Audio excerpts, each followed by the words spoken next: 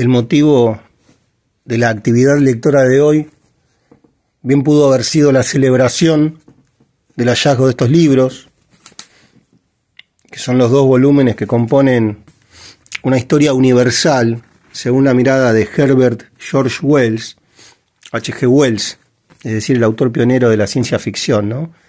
El autor de Los primeros hombres en la luna, La máquina del tiempo, La guerra de los mundos, La isla del doctor Moreau. En general su nombre se escribe H.G. Wells, en este caso esta figura como G.H. Wells. Nosotros hemos hecho un video sobre Wells que se llama Los primeros hombres en la luna, precisamente, y ese video trata de dar cuenta de algún modo de la impresión que produjo en el adolescente lector que yo era esa novela fantástica, ¿no? De unos hombres que viajan a la luna y que se encuentran con los selenitas. Bueno, digo que el motivo de este video bien pudo haber sido la celebración de este hallazgo, pero como tengo un afán ambicioso y muy tosudo, empecé a leer esta historia universal de Wells, que es fascinante realmente, ¿no? Y yo pensé que esto podía conversar con algún texto de Pascal, en el que también se alude a lo que el hombre conoce cuando mira en torno, ¿no? Y al conocimiento que tiene el hombre de sí mismo. Y decimos el hombre de un sentido abarcativo y general, que injustamente también incluye a las mujeres, pero bueno, esa es una cuestión que no vamos a cuestionar ahora precisamente, ¿no? Y también vamos a hacer que eso converse con un par de ensayos que existen acá en otras inquisiciones de Borges, sobre Pascal precisamente. Esta edición de Losada tiene un prólogo de François Mauriac, que es este autor francés, muy católico, ¿no? Para quien el carácter religioso era sustancial a la hora de plasmar su obra y a la hora de hablar acerca de la literatura. Y también vamos a leer algún opúsculo, algún fragmento de un opúsculo de Pascal, en el que se alude al conocimiento precisamente, ¿no? Es decir, al conocimiento del mundo, al conocimiento que tiene el hombre de sí mismo, y a una cierta idea del más allá, ¿no? Una cierta ambición del más allá, de una vida ultraterrena. Y para cerrar, vamos a leer un poema de Julián Centella, que figura en este libro del Centro Editor de América Latina, que se llama La poesía lunfarda, y que tiene una antología. Bueno, Julián Centella es este hombre. Es un personaje delicioso de Buenos Aires, a quien Pichuco, el bandoneonista Pichuco, apodó el hombre gris de Buenos Aires. Y en el final del poema de Julián Centella, que está escrito en lunfardo, en el dialecto lunfardo, bueno, acá, aunque acá nos aclaran en el principio, Luis Ricardo Furlan, el autor de este libro, nos dice que en realidad no es un dialecto el lunfardo. Dice Furlan: lejos de constituir un idioma, una lengua o un dialecto, el lunfardo es un repertorio de voces, un vocabulario de origen inmigratorio difundido en los distintos estratos sociales del pueblo y que continuamente se enriquece con nuevos aportes. Bueno, y en este repertorio de voces, según la idea de Luis Ricardo Furlan, escribe Julián Centella su poema El Viejo, dedicado a su padre muerto, y termina diciendo Julián Centella: ¿qué mundo habrá encontrado en su apolillo? Bueno, apolillar es dormir, ¿no? En el idioma lunfardo. ¿Qué mundo habrá encontrado en su apolillo? Si es que hay un mundo para los que se piantan. Sin duda el cuore suyo se hizo grillo y su mano cordial es una planta. Bueno, solamente en una estrofa Julián Centella plantea toda una cosmovisión, porque dice ¿qué mundo habrá encontrado? Si es que hay un mundo, si es que hay un más allá, su padre muerto, ¿no? Y después termina diciendo, sin duda el cuore suyo se hizo grillo y su mano cordial es una planta. De alguna manera, el padre al morir vuelve a la naturaleza de la que partió, dice Julián Centella, en otros términos. Pero bueno, esa es la ambición de hoy, el proyecto que es muy tirado de los pelos, digamos, es muy caprichoso, pero realmente es lo mejor que tengo para hacer en este día domingo en el que hace mucho frío y en el que ha salido el sol. Y yo estoy acá tomándome un cafecito y rodeado de libros.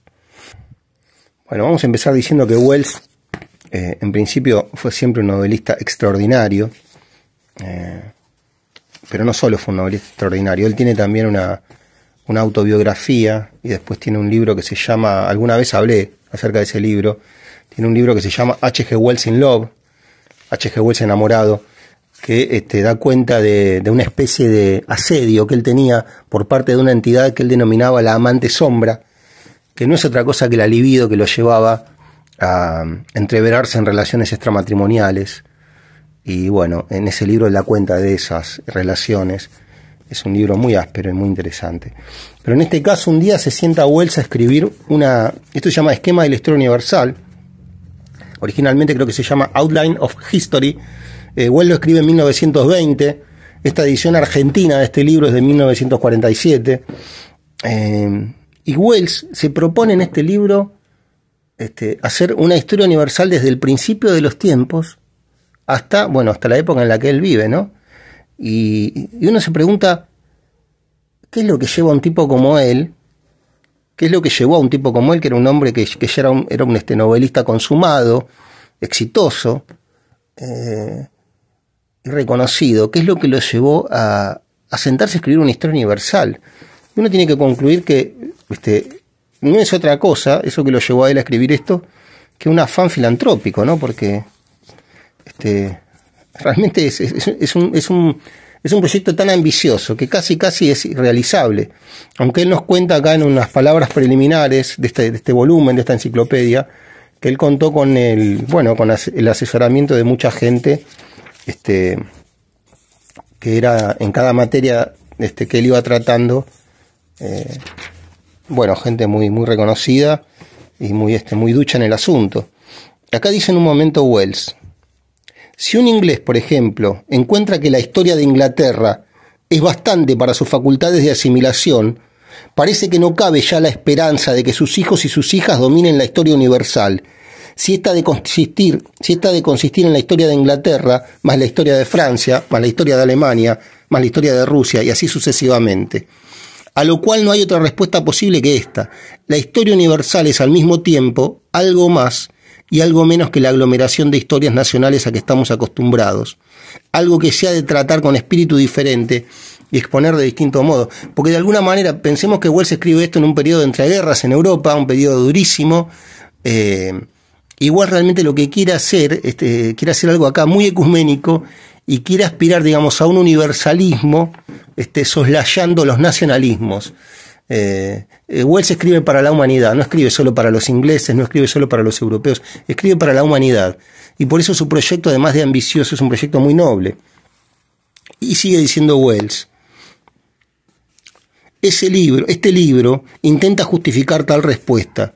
Se ha escrito en primer término para mostrar que la historia como totalidad es reductible a un plan más amplio y comprensivo que la historia de las naciones o periodos especiales, a un plan más amplio que la haga entrar en los límites normales de tiempo y energía disponibles para la lectura y la educación de un hombre ordinario. Así que ese es el propósito que se plantea Wells, y nosotros simplemente lo que vamos a hacer ahora es revisar algún párrafo del principio de esta enciclopedia. El primer capítulo se llama La Tierra en el espacio y en el tiempo. El segundo capítulo se llama El archivo de las rocas. Y Wells acá nos cuenta cómo siempre las rocas fueron de alguna manera un libro que estaba dispuesto para la lectura de la humanidad, pero que la humanidad siempre soslayó, y recién unos años antes de la aparición de Cristo en la Tierra, algunas personas empezaron a decir que ahí podía haber un registro del origen de la vida en la Tierra, pero recién en el siglo XVIII y en el siglo XIX fue cuando se empezó a estudiar a las rocas de una manera mucho más minuciosa y a advertir los rastros que ahí había dejado en el mundo de las rocas la vida más primitiva que existió en la Tierra. El archivo de las rocas, dice. Acá dice Wells: no sabemos cómo empezó la vida en la Tierra, Los biólogos, es decir, los que estudian la vida, han hecho cálculos acerca de sus comienzos, pero no hemos de discutirlos aquí. Anotemos tan solo que todos ellos admiten que la vida empezó allí donde se desplegaron y se retrajeron sobre playas de lodo y arena las mareas de aquellos días rápidos. Y después, Wells nos dice, hablando acerca de las señales que los fósiles dejaban en las rocas. Esas señales y esos fósiles en las rocas y las rocas mismas son nuestros primeros documentos históricos. La historia de la vida que los hombres han ido y van desentrañando, aún apoyándose en ellas, es lo que se llama el archivo de las rocas. Con su estudio van los hombres, lentamente, juntando las piezas de la historia de los comienzos de la vida y de los comienzos de nuestra especie. No sospechamos por nuestros antecesores, y de los comienzos de nuestra especie, no sospechados por nuestros antecesores de hace un siglo. Y después sigue Wells en el capítulo siguiente que se llama Selección Natural y Cambio de Especies. Yo en realidad lo que estoy haciendo ahora es introducir de algún modo estas ideas que plantea Wells en función de la idea del origen de la vida en el planeta Tierra, para saltar después a Pascal, que alude al conocimiento general del hombre y aparte del conocimiento que el hombre tiene de la naturaleza, de lo que lo rodea, tratando de que de alguna manera exista desde luego una concordancia y un carácter lógico entre las dos lecturas. En este otro capítulo, que se llama Selección Natural y Cambios de Especies, dice Wells, la vida difiere de todo lo que carece de vida en ciertos aspectos generales. Entre las cosas vivas de hoy existen las más prodigiosas diferencias, pero todo lo vivo, pasado y presente, coincide en poseer cierta fuerza de crecimiento. Todo lo vivo se nutre, todo lo vivo se mueve para alimentarse y crecer, aunque el movimiento se reduzca al despliegue de las raíces en la tierra o de las ramas en el aire. Claro, dice Wells que todo lo vivo todo el tiempo se está nutriendo y siempre tiene la voluntad de crecer, aunque ese crecimiento sea prácticamente imperceptible, ¿no? Y sigue Wells. Además, todo lo vivo se reproduce, da origen a otras cosas vivas, ya creciendo y dividiéndose, ya por medio de semillas o esporos o huevos u otros medios de producir crías. La reproducción es característica de la vida, dice Wells. Nosotros vamos a dejar a Wells en este punto, en el que habla precisamente acerca de la naturaleza, de la fuerza de la naturaleza y de la necesidad de la naturaleza de crecer, de nutrirse y de reproducirse. Y vamos a ver cómo Pascal, ya hemos leído a Pascal, así que no vamos a hablar demasiado acerca de la figura de él. Lo que sí podemos hacer es leer la solapa que tiene esta edición de Gredos, que es muy interesante y es escueta y nos da una idea de quién fue el personaje Pascal, que en realidad siempre lo que estuvo escribiendo es una defensa del cristianismo. Se murió dejando inconcluso ese proyecto literario, y lo que hoy conocemos como sus pensamientos son precisamente todos los fragmentos que quedaron de ese proyecto monumental que no pudo concluir porque la muerte lo encontró antes. Dice la solapa de Gredos. Pascal fue un excelente matemático y físico extraordinario, aunque consideraba estas disciplinas como las más sublimes que haya inventado la mente humana. También las veía como un juego comparado con lo que verdaderamente importa en la vida, la fe. Para Pascal, la fe era lo primero. La fe en Dios, la idea de Dios era lo primero. Ni las matemáticas ni la física nos consuelan frente a las desgracias inherentes a la condición humana. Son incapaces de instruirnos acerca de nuestro destino, ni tampoco sobre el sentido de la vida y la muerte. Mediante la razón no se descubren las verdades máximas. Es el corazón que tiene razones que la razón no comprende. Es célebre esa expresión de Pascal. El corazón ve razones que la razón no comprende. El medio idóneo para comprender aquello que de verdad nos importa. El destino humano se asemeja al de una cadena de presos que van cayendo uno tras otro bajo el hacha del verdugo. Pascal pensó como nadie en este horrible destino humano, como pocos también dio soluciones. Su famosa apuesta por la existencia de Dios hoy se lee en sus pensamientos como una guía que nos enseña a vivir mejor y encarar nuestro final con esperanza. Entonces, bueno, Pascal lo que hacía era centrar todo su aparato racional en función de la idea de la fe, en función de una idea teológica, pero también podemos advertir que se pueden leer estos pensamientos como como un estímulo para la actividad intelectual y para descubrir, si no la idea de Dios, sí al menos para aquellos a quienes nos cuesta un poco creer en un Dios todopoderoso que rige todo el universo, en la idea de la creación, o en la idea de la belleza, o en la idea de la verdad. Si Dios existe, digo yo, tiene que ser igual a la belleza y tiene que ser igual a la verdad ese Dios. No podemos pensar en un Dios que sea una mentira o en un Dios que sea feo. Entonces yo creo que si uno se dedica a ver la belleza y a descubrir la belleza y a ver la verdad y a descubrir la verdad, de alguna manera también está viendo y descubriendo a Dios. Vamos a ver este apartado de esta edición de los pensamientos de Pascal, que se llama Conocimiento General del Hombre, que era lo mismo que nos estaba proponiendo Wells en su Historia Universal sobre el inicio de la vida, ¿no? Dice así Blaise Pascal: he aquí a donde nos conducen... No, perdón, vamos más abajo, que es lo que yo marqué. Dice Pascal: que el hombre contemple, pues, la naturaleza entera con su alta y plena majestad, que aparte sus miradas de los objetos bajos que le rodean, que observe esta deslumbradora luz colocada como una lámpara eterna sobre el universo, que la Tierra le aparezca como un punto en el vasto círculo que aquel astro describe, se está refiriendo al Sol, ¿no? Y que asombra al pensar que a su vez este círculo no es más que un punto muy delicado en comparación con el que los astros que ruedan en el firmamento describen. Acá hay una nota al pie que nos dice: Pascal se coloca en la suposición de que son el Sol y las estrellas que giran en torno de la Tierra. Recordemos que Pascal escribe esto en el siglo XVII, y en ese momento se creía que todo giraba en torno de la Tierra, que los planetas y el Sol giraban en torno de la Tierra. Pero si nuestra vista se detiene aquí, nuestra imaginación llega más lejos, pero aún se cansaría antes ella de percibir que la naturaleza de dar. Todo este mundo visible no es más que un rasgo imperceptible en el vasto seno de la naturaleza. Ninguna idea se puede ni aproximar. Por más que hinchemos nuestras concepciones más que todo lo imaginable, no producimos sino átomos en comparación con la realidad de las cosas.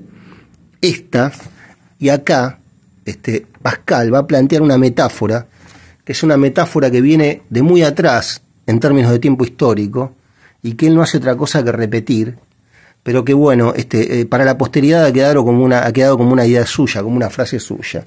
Dice acerca de la realidad Pascal en el siglo XVII: esta, es decir, la realidad, es una esfera infinita cuyo centro está en todas partes, la circunferencia en ninguna.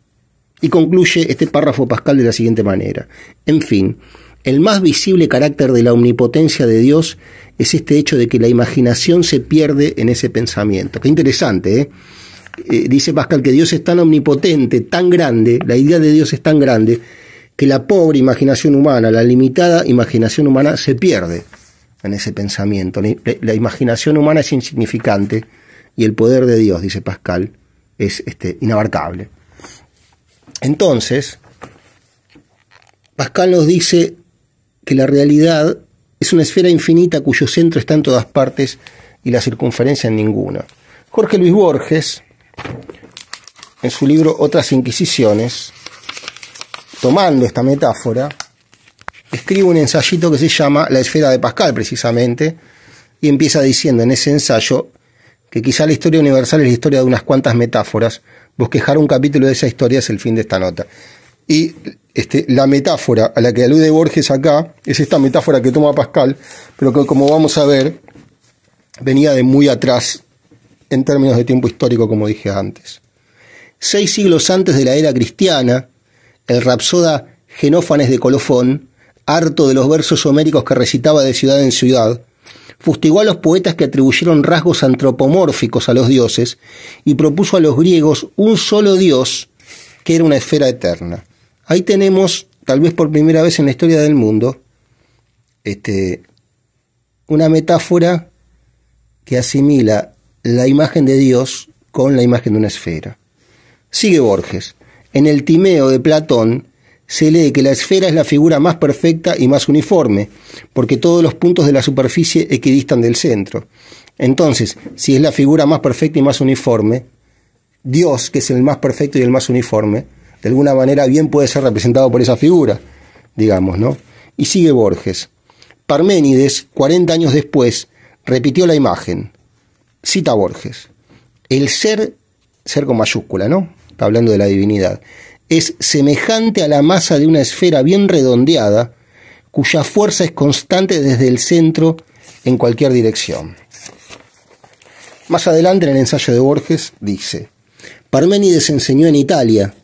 A pocos años de su muerte, el siciliano Empédocles de Agrigento urdió una laboriosa cosmogonía.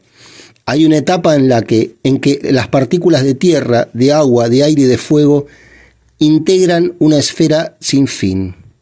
El sphairos, redondo, que exulta en su soledad circular. Entonces acá tenemos otra vez la figura de la esfera. Borges de alguna manera nos muestra cómo esto que nos plantea Pascal en el siglo XVII, la idea de una esfera perfecta, de una esfera infinita, era una idea que venía dando vueltas en algunos pensadores de la humanidad desde hacía muchísimos años. Y sigue Borges. El teólogo francés Alain de Lille descubrió a fines del siglo XII esta fórmula que las edades venideras no lo olvidarían. Dice, descubrió a fines que las edades venideras no olvidarían, Dice, Dios es una esfera inteligible cuyo centro está en todas partes y la circunferencia en ninguna. Esto es exactamente lo que dice en este caso Pascal, pero acerca de la realidad.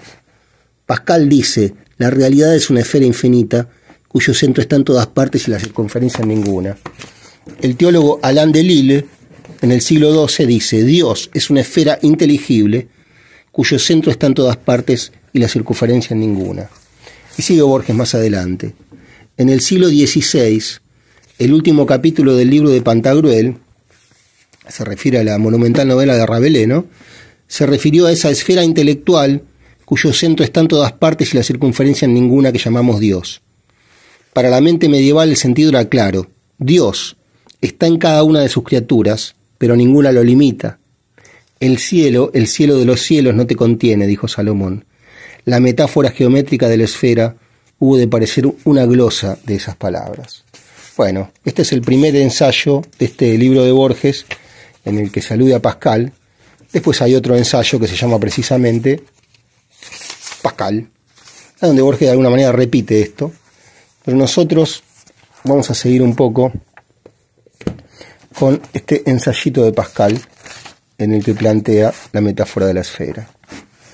Dice Pascal, que el hombre, al volver en sí, considere lo que es él en comparación con lo que existe, que se vea como perdido en esta pequeñísima provincia apartada de la naturaleza, se refiere a la Tierra, y que desde esta pequeña celda en que se encuentra alojado, quiero decir, el universo, bueno, no solo la Tierra, sino el universo, aprende a estimar la Tierra, los reinos, las villas, y asimismo en su justo precio.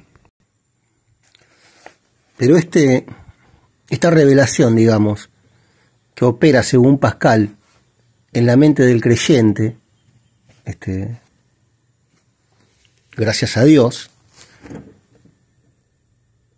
nosotros podemos pensar que es también la revelación que opera en la mente de cualquier tipo, de cualquier persona que se emplea en actividades intelectuales y empieza a mirar entonces todo lo que lo rodea de una manera mejor, de una manera más lúcida, de una manera más alta, de una manera más reflexiva.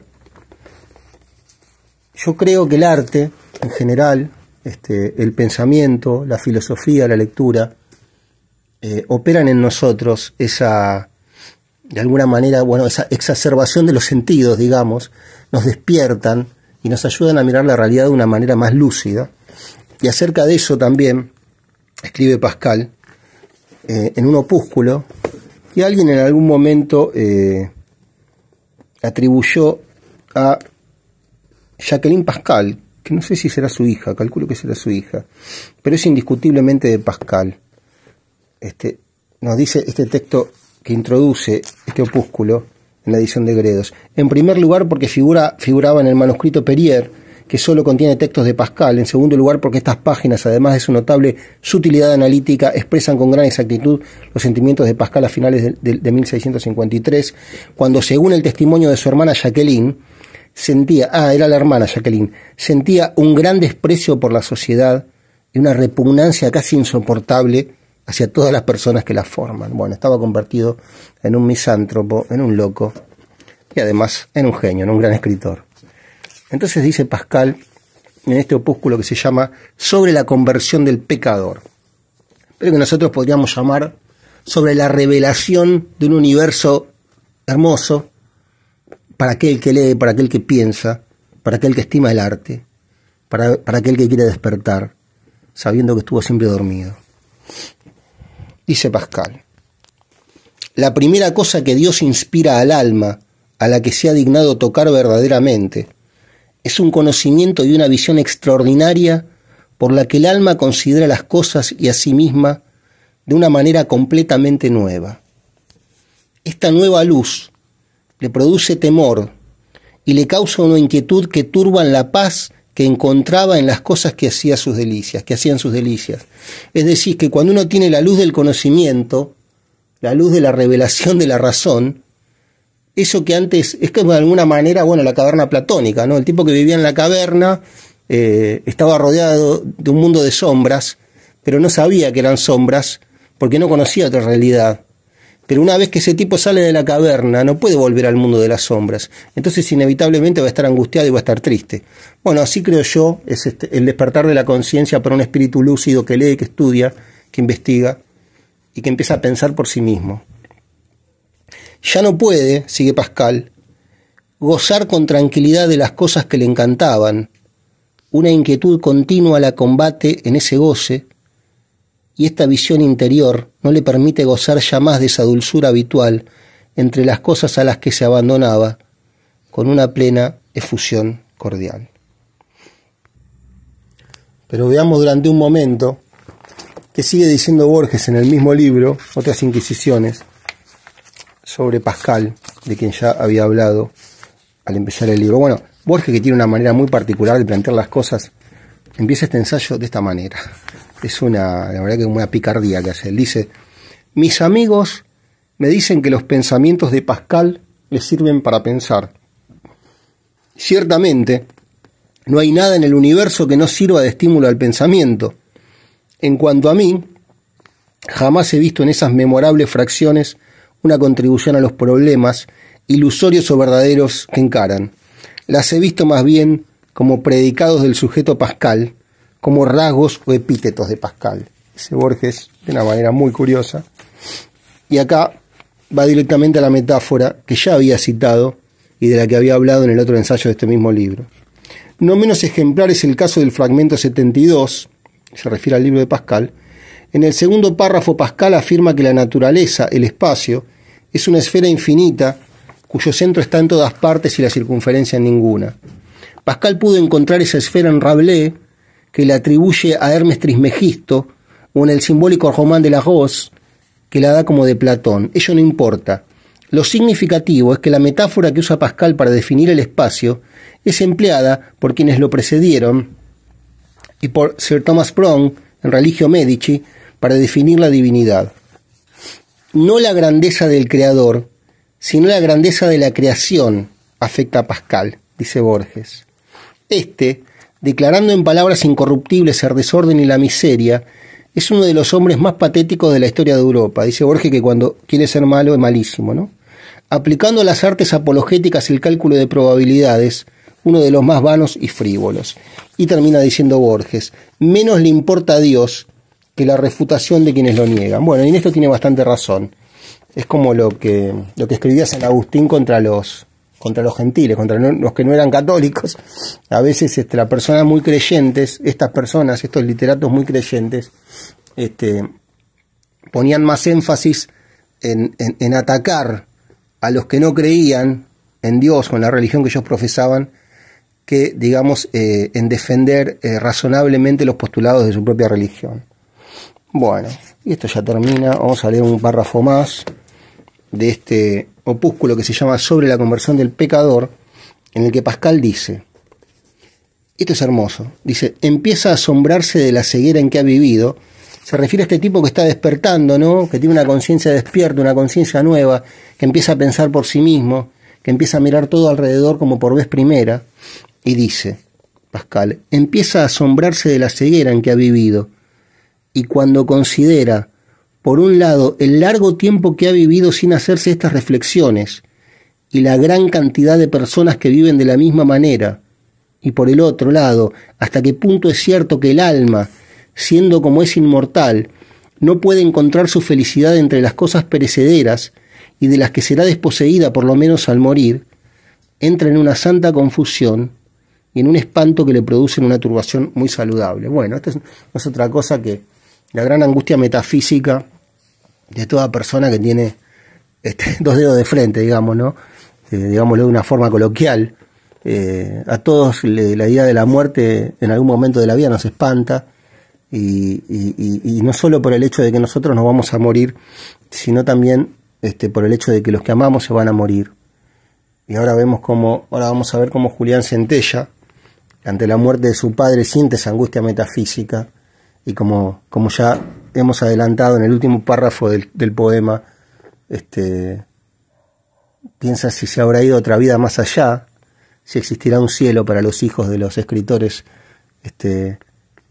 para los padres de los escritores que escribían poemas en lunfardo, y vemos cómo Julián Centella nos dice que vuelve a la naturaleza de alguna manera a su papá. Y vamos a terminar con este parrafito, el opúsculo de Pascal. De modo que por una santa humildad que Dios exalta por encima de la soberbia, el alma empieza a elevarse sobre la generalidad de los hombres, condena su conducta, detesta sus reglas, llora su ceguera y se lanza a la búsqueda del verdadero bien. Y bueno, todo esto que le sucede al tipo que reflexiona, al pensador, de alguna manera lo deja solo, y entonces entendemos por qué la hermana de Pascal decía que en ese momento, cuando estaba escribiendo esto, Pascal sentía un gran desprecio por la sociedad y una repugnancia casi insoportable hacia todas las personas que la forman. Entonces, ya que estuvimos leyendo a Pascal y que nos decía que el despertar de la conciencia genera una luz extraordinaria, y de alguna manera nos decía que la angustia es inevitable por la idea de morirse, por la idea de si hay o no si hay un más allá, si hay o si no hay un más allá. Nosotros vamos a leer este poema de Julián Centella, que en realidad se llamaba Amleto Bergiati. Había nacido en Parma, en Italia, el 15 de octubre de 1910. Él tiene un célebre libro que se llama La Musa del Barro, y bueno, toda su obra está escrita y acá también La Musa Mistonga, toda su obra está escrita así como en lunfardo, su obra poética, y en este caso, despidiéndose de su padre muerto, nos dice Julián Centella en estos versos: el viejo. Quisiera amasijarme en la infinita ternura de mi barrio de Purrete, con un cielo cachuzo de bolita y el milagro coleado del barrilete. Verlo a mi viejo, un tano laburante, que las hinchó parejo, limpio y claro, y minga como yo, una torrante, que la va de sober y se hace el raro. Mi viejo, falegname era grandote, y un cuore chiquilín siempre en la vía. Su vida no fue más que un despelote, y un poco, claro está, por culpa mía. Vino en el Conte Rosso, fue un espiro, 3 hijos, la mujer, a más un perro. Como un tungo tenaz, la fue de tiro. Todo se la aguantó, hasta el destierro. Y aquí palmó, aquí está adormecido mi viejo, el pobre tano laburante. Se la tomó un acheno de descuido y me dejó un recuerdo lacerante. ¿Qué mundo habrá encontrado en su apolillo? Si es que hay un mundo para los que se piantan. Sin duda, el cuore suyo se hizo brillo y su mano cordial es una planta. Julián Centella.